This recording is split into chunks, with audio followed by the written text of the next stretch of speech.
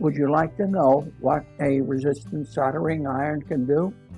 Soldering with a resistance soldering iron lets you make solder joints in a way that you just can't do with a conventional soldering iron. It is an incredible soldering tool that anyone who solders photo etch parts, etch press kits, and other thin copper-based metals should have on his bench. What follows shows some basic resistance soldering techniques. There are 8 sections showing different techniques. A time schedule is listed below the video. You can find other tutorials by clicking on the icon above. In this video, I am using a resistance soldering station DIY built from the Fine Scale Resistance Soldering Station Kit. It is designed for the hobby modeler and scratch builder. There are 2 power settings. The 3-volt setting is perfect for the photo etch part and etch press kit builder and general thin copper-based metal soldering. The 6-volt setting is for efficient welding of thicker brass, nickel silver, and thin mild steel. Because this is a basic training tutorial and soldering demonstration, I am using 0.1 millimeter scrap brass. You are encouraged to do the same while you practice. In other videos in our playlist linked below, you can see refined projects such as making lattice work, fences and gates, HO scale boxcar frames, stairs and platforms, plus more fine scale brass modeling. So let's get on with the demonstration. All right, what I'm going to do is show you how to tin using a resistance soldering unit. This is the setup I have. I use a hobby vise. You can use any other holding tool you wish, a pair of grounded forceps, soldering tweezers, whatever. But I have a hobby vise. It is grounded back to my resistance soldering unit, and I have it on a special soldering table as linked below that shows you how to make this. In fact, if you look up in the icons up above, it'll take you to a video showing you how to use it. I have a computer fan here. It's a 12-volt fan. I have that hooked up to a small 12-volt wall wart to keep that smoke away from me. Now what I'm going to do is zoom in and adjust this camera a little bit so you can see what I have. I have set up, now let me move this around to get a better view for you, a piece of brass. I have cleaned up the tip of the brass with some Scotch-Brite, and I'm going to now tin that. First thing I'll do is I'll turn on the fan, then I'll come over and I'll clean my probe tip on the Scotch-Brite. You always clean your probe tip every time you go to use it. With my foot switch in place, and I'll add a bit of flux. Spread that around a little bit. That's homemade flux. I made that, again, there's a video up above and below, shows you how to make your own flux, liquid flux. And then I'll give it some heat, and I'll spread that around. It'll follow the heat. It's nicely tinned. That's all there is to it. Let it cool, and that piece is tinned. That's all there is to it. But you come in from behind with your probe. I'm going to show you how to make a joint using a piece of tin brass to join to a second piece using a resistance soldering unit. This is my setup. I have a fan, which I always have in place. It's a 12-volt computer fan hooked to a power supply. My resistance soldering unit ground is to a plate. I'm going to use 3-volt setting on my power supply. And what I will do now is adjust the camera so you can see it closer. What I've done is I've cleaned this piece up with Scotch-Brite. This is also, it's tinned and been cleaned with Scotch-Brite. I take my RSU, my soldering iron tip, the probe tip, I also clean that. You clean that every time. You get better solder. When you clean it, sometimes you won't get enough voltage. I take my little flux, put it on,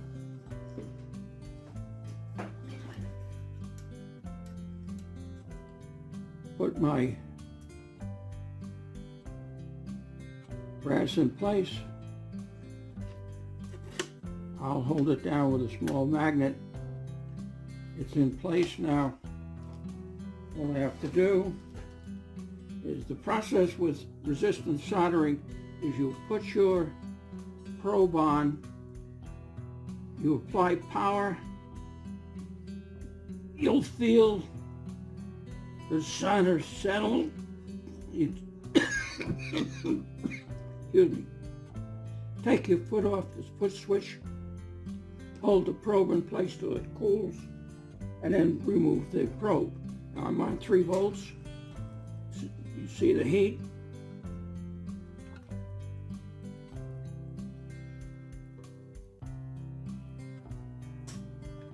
Foot off.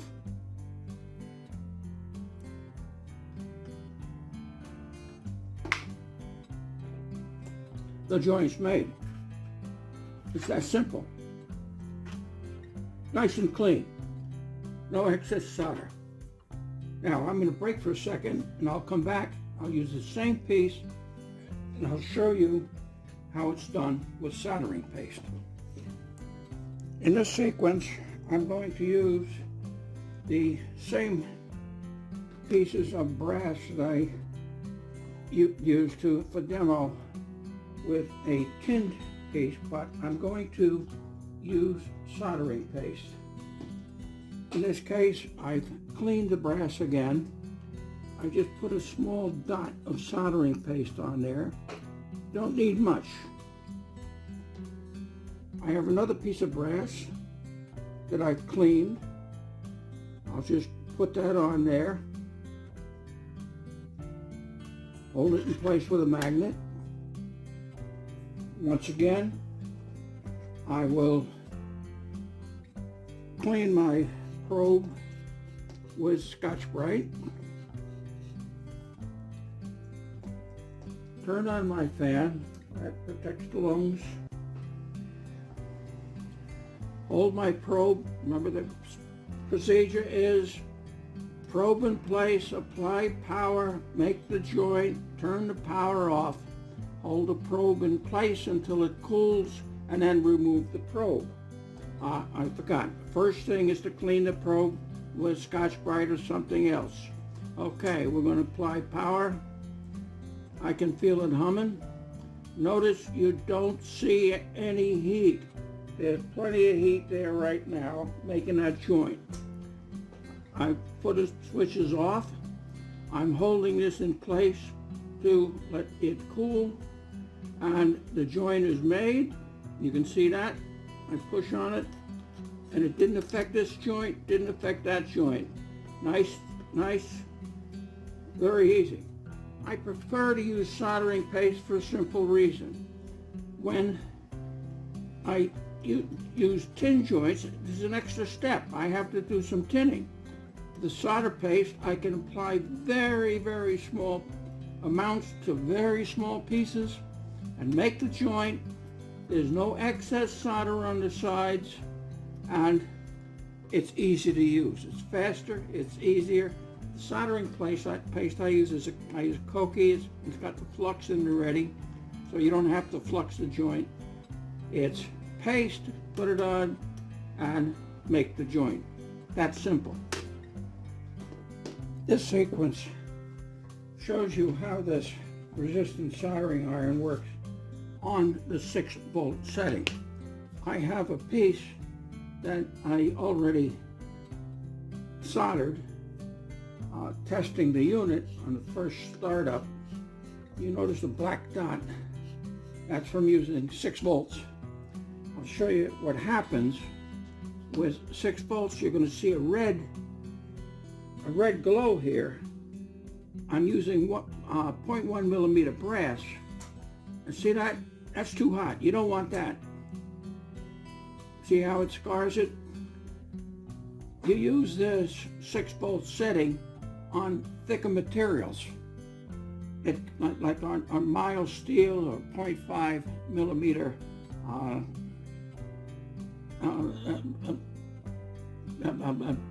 brass sheet or nickel silver. 3 volts is enough. No color is fine. When you see color, it's not good. Now, you can, in some cases, if you want, just hit it and stop, and you'll make a solder joint that quickly. So you may have a very, very fine spot, touch it, and you've got a joint. That's quick. Now, I'm going to make a very quick joint using the solder paste on a thick piece of brass, and I'll show you how quick it does. It's at 6 volts.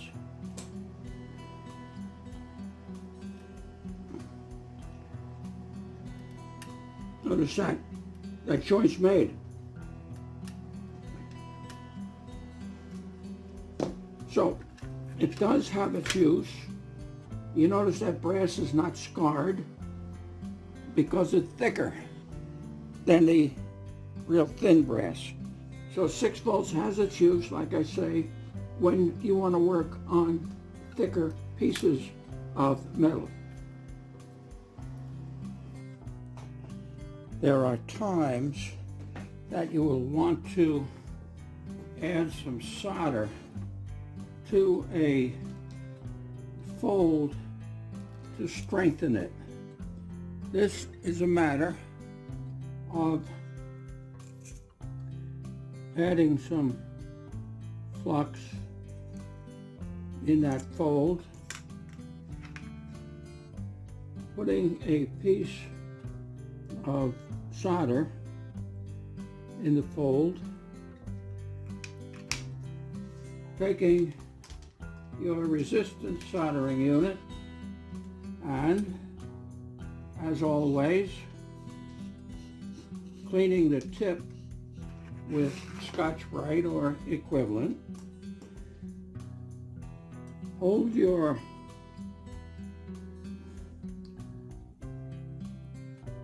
joint, lay the tip on the edge, and heat it. The solder will follow the tip. I did that on 6 volt. You see how fast that went. And that's all you have to do. You can do it on 3 volt and get it to follow also just as easily. All right, now I'm set up for 3 volt. I'll show you how it works with 3 volt. Put my tip. See how I can make that follow? It's beautiful. Take the stuff I did in 6 volt and bring it in. Look how nice that joint is. How it's been filled. I get it in the camera. See that? That was very easy. What I want to do now is fill a corner. I want to join that corner, fill it.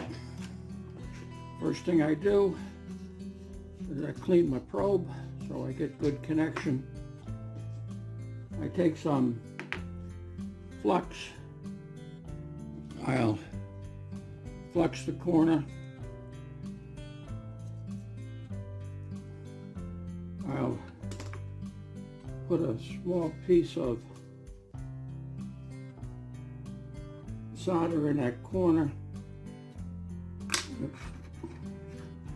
It's a little big. Let me cut it again and get it out of there. Pardon the delay. You don't need that much solder. I'll just snip that off.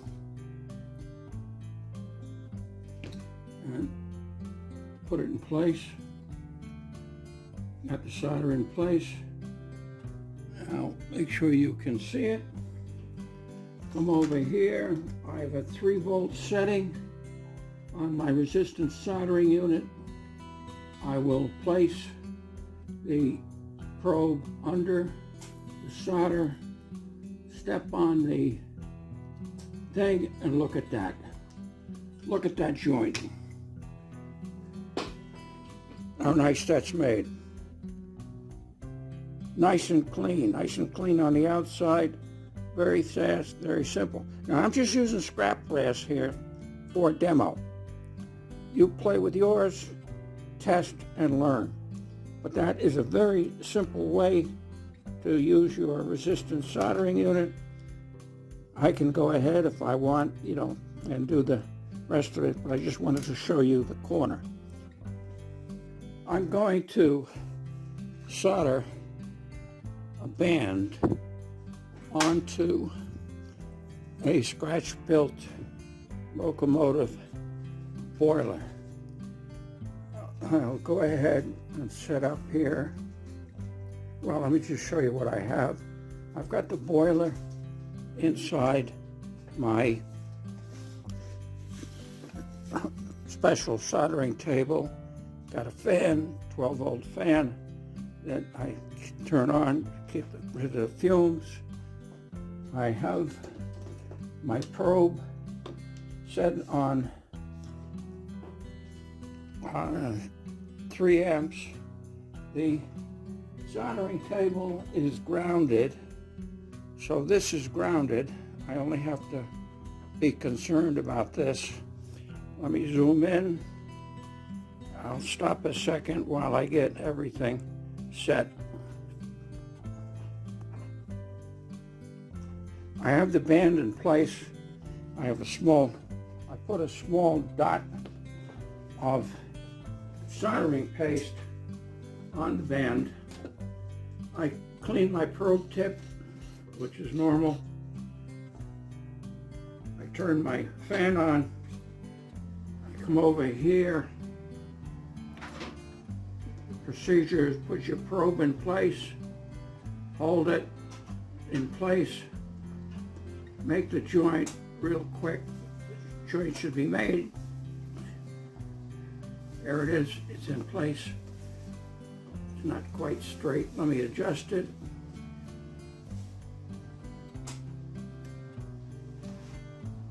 There we go. It's set. Now all I have to do is work my way down this by putting another small piece of soldering paste under there. That's all it takes. And don't need much heat very long. Hold it in place. Put on a switch, joints made. That's all you have to do. Work it right around. Very easy to clean up the soldering paste on the edges. That's how you can wrap a band around something. You notice I didn't break, harm any other joints. With a resistance soldering iron, you can solder feeder wires to track without melting the ties. You can either solder with track in place or on your layout, or as I do in the example that follows, prior to track placement. Right, this is my setup. I've got my resistance soldering unit set up with the regular probe. First thing I'm going to do with my probe before I do anything is clean the tip. You always clean the tip before you solder a joint. I use Scotch-Brite. I clean that tip. For the purposes of the video, I put a piece of track in a vise here. I have the ground wire on the rail, and then over here I've added some a little bit of solder paste. It's got the flux in it, so we don't have to flux anything. This is my feeder wire. I'm going to bring it in from the back. I'm going to try and bring it in from the back. Shaky hands. And I'm going to hold the wire in place as soon as I get my fingers out of the way. Working on video is a bit difficult. All right, fingers work.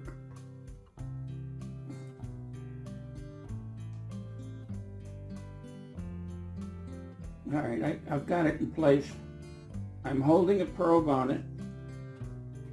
I apply heat. I give it a little bit to melt. I continue to hold the probe in place until the solder solidifies. I've got my feeder wire in place. I haven't melted any track or ties. It's on the inside. That's it. It's that simple. Nothing's been melted. That'll cover it with ballast, and I hope I've shown it to you. Get a little bit of light, but that's all it takes with a resistance soldering iron. No melt on the track. Very easy. Like I say, it's a little difficult working on video. You can do a cleaner joint when you're not on video. But clean this up with some alcohol. It's beautiful, very easy. This is a better view of the result. I use solder paste.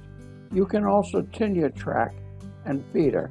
Practice both ways to determine what you like best. What you have seen are simple, basic soldering procedures. Use them as guides to learn how to use a resistance soldering iron. As you move forward, practice on smaller parts. I will be adding more videos that show me making brass and copper projects to be used in my dioramas. Subscribe and ring the bell to be notified when a new video is posted. In the screen that follows is a link out to my playlist of current resistance soldering tutorials. So until we visit again, have a good time with your project.